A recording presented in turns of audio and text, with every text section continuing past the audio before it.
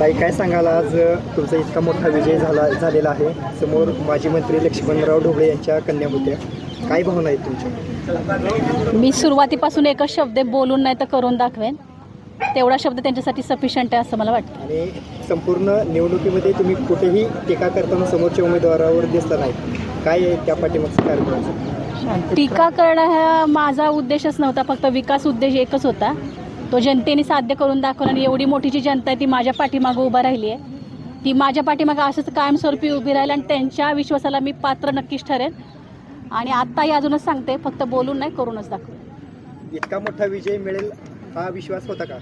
100% आपले सगळ्यांची जर साथ आणि आपल्या जनतेची जर साथ आपल्या पाठीमागे येत असेल तर विश्वास का नाही, तर 100% नाही 200% विश्वास होता मला की मीच निवडून येईन आणि चांगल्या 5,000 क्रॉस मतांनी येईन. आणि ते करून दाखवले. 6,999 निवडून आले. स्थानिक स्वराज्य संस्थांच्या निवडणुकीमध्ये आतापर्यंत रेकॉर्ड ब्रेक मतांनी आपण विजयी झालात. इतिहासामध्ये ही नोंद सुवर्ण अक्षरांनी लिहिली आहे. त्याबद्दल आपलं काय मत? याबद्दल एकच मत आहे, माननीय आमदार समाधानदादा आवताडे यांचा माझ्यावर जो विश्वास, त्यांनी दिलेला आशीर्वाद आणि जनतेचा असणारा आमच्यावरचा विश्वास, या सर्व युती सगळ्या एकत्र जुळून आल्या आणि त्या युतीचा परिणाम आपल्याला आज इथं दिसतोय.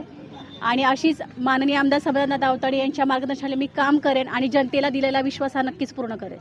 कार्यकर्त्यांच्या अंगावर गुलाल पडल्यापासून कार्यकर्ते आज दिवसभर चर्चा करतायत की करुणाताईंना समाज कल्याण समितीच्या सभापती पण मिळालं पाहिजे. याबद्दल कार्यकर्त्यांच्या भावनेला आपण कसा प्रतिसाद द्याल?